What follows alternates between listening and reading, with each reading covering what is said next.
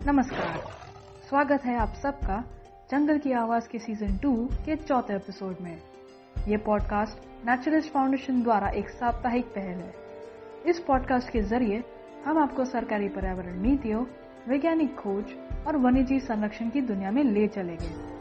मैं हूँ आपका आज का होस्ट चाहत यादव और आज हम बात करेंगे 3 विषयों पर।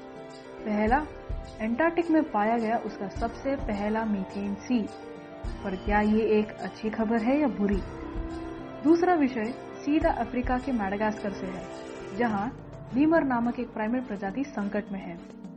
आखिर में हम बात करेंगे कि ई कचरा यानी ई वेस्ट प्रकृति संरक्षण में कैसे मदद करता है। तो देर किस बात की, शुरू करते हैं। तो देखते हैं कि एंटार्क्टिक में खोजी गई मीथेन सीप एक खुश खबर है या किसी बड़ी दुर्घटना का संकेत। आप सब ने मीथेन के बारे में सुना होगा, मीथेन उत्सर्जन यानी एमिशंस के बारे में सुना होगा। तो ये मीथेन सीप क्या है? मीथेन सीप एक ऐसी जगह है जहां से मीथेन गैस एक भूमिगत जलाशय से समुद्र में निकल जाती है। ओरेगॉन स्टेट यूनिवर्सिटी के समुद्री पारिस्थितिकविदों यानी मरीन इकोलॉजिस्ट की एक टीम ने नई मीथेन सीप के गठन और विकास का वर्णन किया है। उच्च एंटार्क्टिक में स्थित रॉस सागर एक ऐसा स्थान है जहां मीथेन एक भूमिगत जलाशय से समुद्र में भाग जाता है। मीथेन हमारे वायुमंडल को गर्म करने वाली दूसरी सबसे प्रभावी गैस है और एंटार्क्टिका में विशाल जलाशय है जो जलवायु परिवर्तन के कारण बर्फ की चादर के रूप में खुल सकते हैं। ये एक महत्वपूर्ण खोज है जो मीथेन चक्र की हमारी समझ में एक बड़े छेद में भरने में मदद कर सकती है, डॉक्टर थर्बर ने कहा। मीथेन एक ग्रीन हाउस गैस है जो ग्रह को गर्म करने के लिए कार्बन डाइऑक्साइड से 25 गुना अधिक शक्तिशाली है। समुद्र के पानी और तलछट में अधिकांश मीथेन वायुमंडल तक नहीं पहुंचते क्योंकि रोगाणु इसका सेवन करते हैं। 2011 में सागर के भीतर मैकमुर्डो साउंड में सिंडर कोन्स के स्थल पर 10 मीटर यानी 33 फीट पानी की गहराई पर एक विशाल 70 मीटर बाई 1 मीटर या फिर 230 feet by 3.3 feet microbial mat का गठन हुआ था। सिंडर कोन्स सीप की खोज एक ऐसे क्षेत्र में की गई थी जिसमें वैज्ञानिकों ने 60 से अधिक वर्षों तक अध्ययन किया, लेकिन 2011 तक सीप सक्रिय नहीं था, डॉक्टर थर्बर ने कहा। उन्हें और उनके सहयोगियों को पता चला कि इस सीप के आसपास के रोगाणुओं को दुनिया के महासागरों में अन्य जगहों की तुलना में मौलिक रूप से अलग है। मीथेन उपभोक्ताओं के साथ सहजीवी संबंध में मौजूद बैक्टीरिया द्वारा उत्पन्न होने वाले ये मैट एक सीप की उपस्थिति का एक संकेत है। माइक्रोबियल मैट एक संकेत है कि यहाँ मीथेन सीप है। ये मीथेन सीप सक्रिय कैसे हुआ इसकी जानकारी हमारे पास नहीं है। हमें एक सक्रिय सीप को खोजने के लिए कुछ भाग्य की आवश्यकता थी और हमें ये मिल गया, डॉक्टर थर्बर ने कहा। माना जाता है कि एंटार्क्टिक में पृथ्वी के समुद्री मीथेन का 25% हिस्सा है। अध्ययन के लिए एक सक्रिय सीप होने से मीथेन चक्र की एक नई समझ मिलती है और कैसे ग्रह पर अन्य स्थानों की तुलना में एंटार्क्टिका में ये प्रक्रिया भिन्न हो सकती है। उदाहरण के लिए शोधकर्ताओं ने पाया कि मीथेन की खपत करने वाले सबसे सामान्य प्रकार के सूक्ष्मजीव को सीप स्थल पर विकसित होने में 5 साल लग गए और फिर भी उन रोगाणुओं ने मीथेन का सेवन नहीं किया। इसका मतलब ये है कि कुछ मीथेन जारी किए जा रहे हैं और संभावना है कि ये वायुमंडल में अपना काम कर रहे हैं। 5 साल से अधिक समय तक साइट का अध्ययन करने से वैज्ञानिकों को पता चल पाया कि सीप के गठन से वहां मौजूद रोगाणुओं पर क्या असर होता है। दिलचस्प और रोमांचक ये था कि सूक्ष्मजीव समुदाय अन्य मीथेन सीप्स के आधार पर वैज्ञानिकों के अनुसार विकसित नहीं हुए, जिसका अध्ययन पूरे विश्व में किया गया था। डॉक्टर थर्बर ने कहा, हमने माना था कि रोगाणुओं को पर्यावरण में बदलाव के लिए जल्दी से प्रतिक्रिया देनी चाहिए, लेकिन जो हमने एंटार्क्टिका में देखा वो प्रतिबिंबित नहीं था। एंटार्क्टिक सीप्स के रहस्य को जोड़ने के लिए एक और बात है। जिन सूक्ष्म जीवों को हमने पाया है उन्हें इस स्थान पर देखने की कम उम्मीद थी। रोगाणुओं के लिए एक उत्तराधिकार पैटर्न हो सकता है जिसमें कुछ समूह पहले आते हैं और जो बाद में आते हैं वे मीथेन खाने में सबसे प्रभावी होते हैं। हमें एंटार्क्टिक में इसके गठन के रूप में एक सीप का अध्ययन का अवसर पहले नहीं मिला था, लेकिन इस खोज के कारण अब हम ये उजागर कर सकते हैं कि क्या सिर्फ एंटार्क्टिका में अलग तरीके से मीथेन सीप कार्य करते हैं या क्या माइक्रोबियल समुदायों को अनुकूलित होने में वर्षों लगते हैं।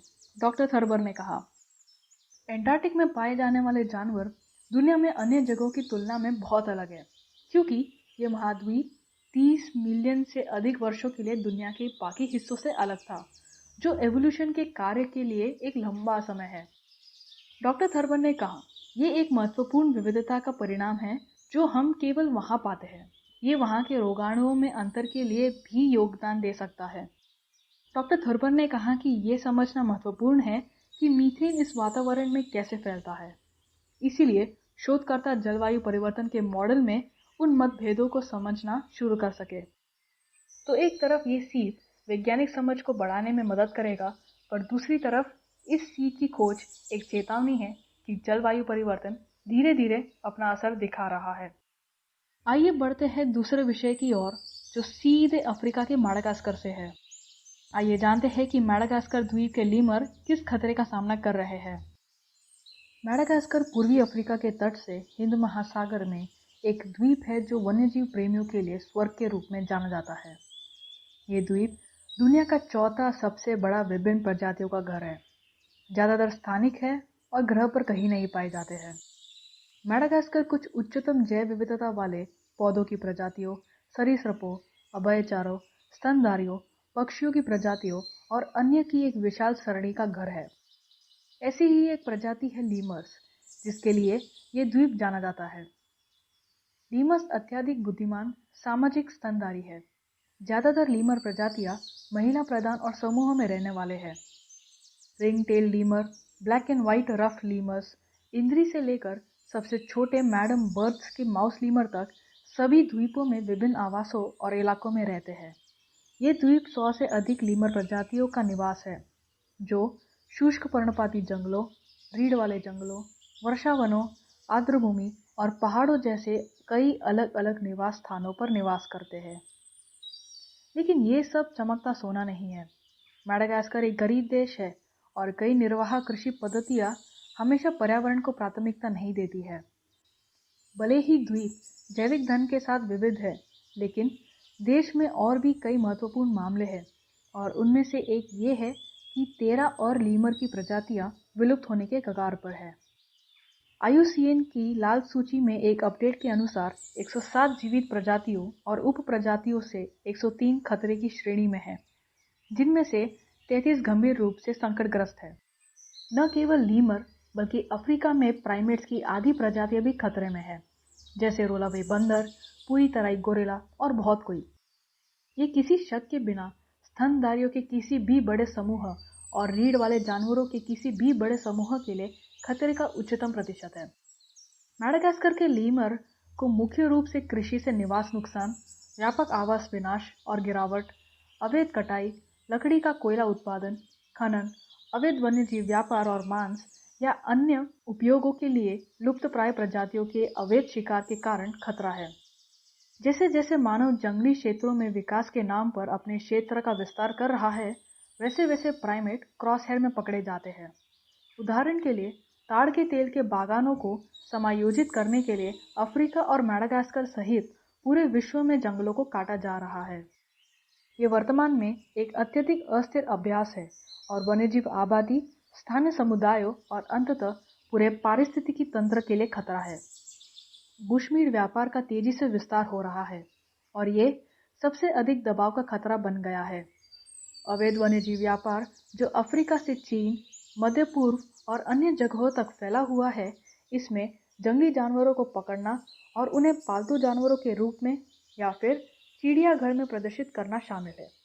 मूल्यांकन ने न केवल अति उच्च जोखिम वाले माडागास्कर के अद्वितीय लीमर्स के चेहरे को उजागर किया, बल्कि ये संपूर्ण रूप से माडागास्कर जैव विविधता के लिए गंभीर खतरों का संकेत है।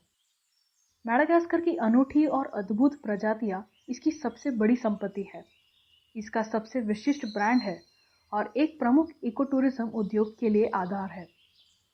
पर्यटन के बारे में बात करते हुए ये नए परिवेश का अनुभव करने और अपने आसपास की प्रकृति का जश्न मनाने के लिए किया जाता है।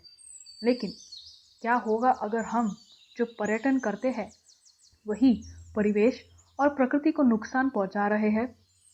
पर्यटकों के लिए जगह को सुलभ बनाने के लिए भारी वनस्पति और पेड़ों के बड़े क्षेत्रों को काट दिया जाता है। इससे स्थानीय वन्यजीव अपने स्वयं के निवास स्थान से पलायन कर जाते हैं। इसी कारण से दुनिया के वनस्पतियों और जीवों के कल्याण के लिए पारिस्थितिकवाद का निर्माण किया गया था। इको टूरिज्म लोगों के कल्याण के साथ साथ वन्य जीवन को बढ़ावा देता है। ये लोगों को उसके करीब लाते हुए प्रकृति के संरक्षण में मदद करता है।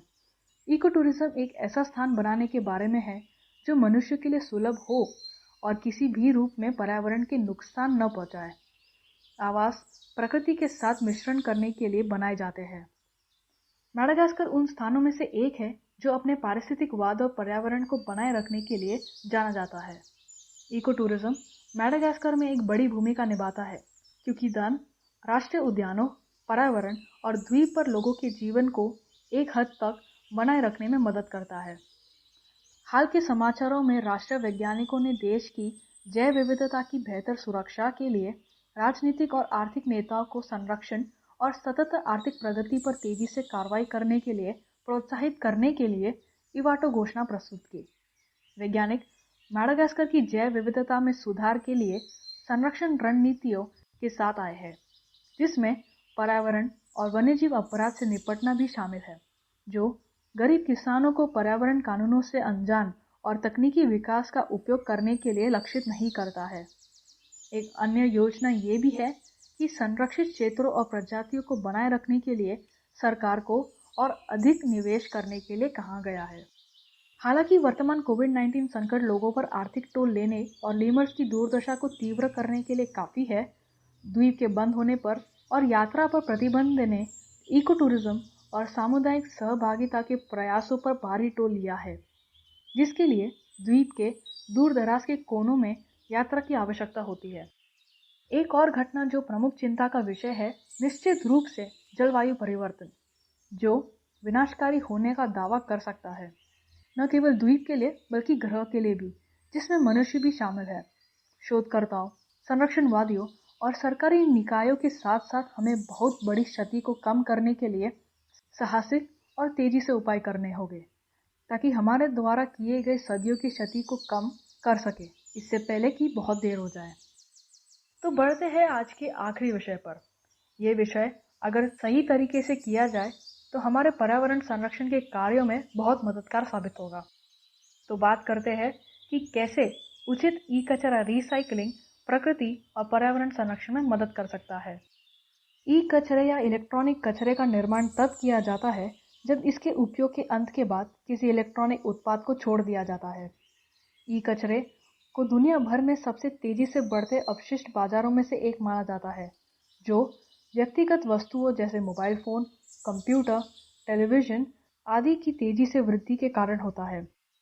टेक्नोलॉजी में तेजी से बदलाव, गिरती कीमतें और इलेक्ट्रॉनिक्स का योजनाबद्ध जीवन काल दुनिया भर में बहुत बड़ी मात्रा में ई कचरे का उत्पादन का कारण है।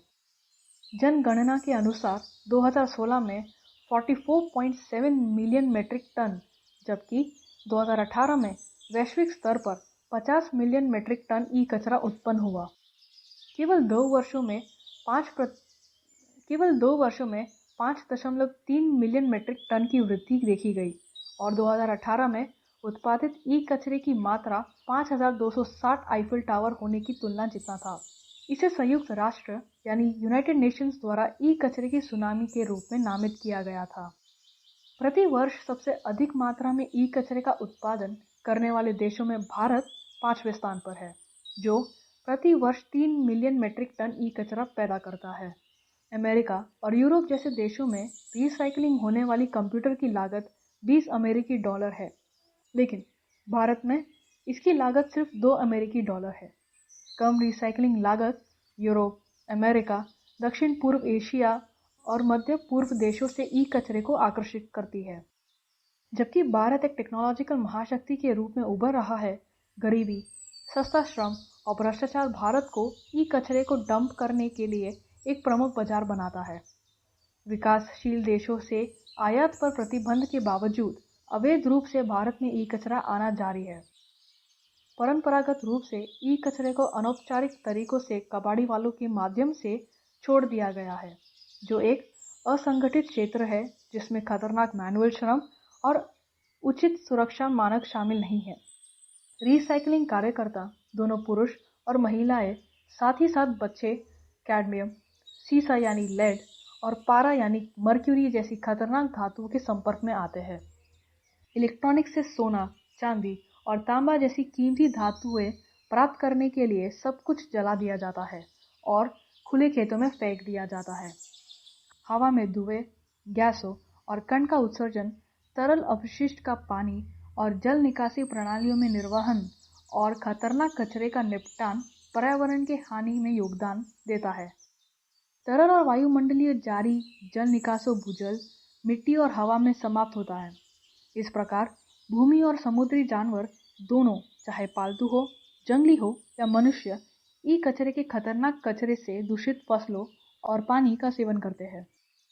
ई कचरे के प्रबंधन के लिए पुनर्चक्रण यानी रिसाइकलिंग एक आवश्यक तत्व है। जब रिसाइकलिंग को ठीक से किया जाता है, पर्यावरण में विषाक्त पदार्थों के रिसाव को कम करता है और प्राकृतिक संसाधनों की रिक्तीकरण को कम करता है। शहरी खनन भी रिसाइकलिंग के साथ साथ ई कचरे को प्रबंधन करने के लिए आवश्यक तत्वों में से एक है। शहरी खनन भी रिसाइकलिंग के साथ साथ ई कचरे का प्रबंधन करने के लिए आवश्यक तत्वों में से एक है। शहरी खनन खर्च किए गए उत्पादों, इलेक्ट्रॉनिक कचरे आदि से कच्चे माल और दुर्लभ धातुओं को पुनः प्राप्त करने की प्रक्रिया है। क्या आप जानते हैं कि आपके मोबाइल फोन और एक इलेक्ट्रॉनिक उपकरण जिसे आप फेंक देते हैं वो सोने में बदल सकता है? खैर, शहरी खनन इसे संभव बनाने का एक तरीका है। 1 टन इलेक्ट्रॉनिक कचरा और मोबाइल फोन जो हम हर दिन फेंक देते हैं, उसमें लगभग 50 गुना सोना और दुर्लभ धातुएं होती है, जो 1 टन सोने के अयस्क यानी ओर में होती है। यह कहना ठीक है कि हमारी बर्बादी बहुत सारे पैसों के लायक है। बढ़ती आबादी के साथ कच्चे माल और दुर्लभ धातुओं की मांग के साथ आज के दिन में इस तथ्य को नजरअंदाज करना कठिन हो गया है कि रिसाइकलिंग और शहरी खनन भविष्य है और हमें पनपने में मदद करेगा। ये एक स्थायी पृथ्वी के लिए भविष्य की योजना बनाने में एक महत्वपूर्ण अवधारणा बन गई है। आशा है कि आप लोग बोर नहीं हुए होंगे, तो आज हम यही समाप्त करेंगे। आप सबने इस पॉडकास्ट को मेरे साथ सुना, उसके लिए धन्यवाद। मुझे आशा है कि आपको ये पसंद आया। अगर जवाब हाँ है तो इस पॉडकास्ट को लाइक और शेयर ज़रूर करें। हमारी युवा टीम जंगल की आवाज़ और अन्य भाषाओं में मौजूद इस पॉडकास्ट पर खूब मेहनत करती है। तो अगर आपको हमारी मेहनत पसंद आई तो हमें पेट्रियन पर ज़रूर सपोर्ट करें। तो जुड़े रहे हमारे साथ ये शनिवार, जहां हम नए विषयों पर बात करेंगे। तब तक के लिए घर पर रहे, सुरक्षित रहे और जी हाँ, आज EIA 2020 ड्राफ्ट के ऑब्जेक्शन मेल भेजने का आखिरी दिन है, तो मेल भेजना ना भूलिए। धन्यवाद।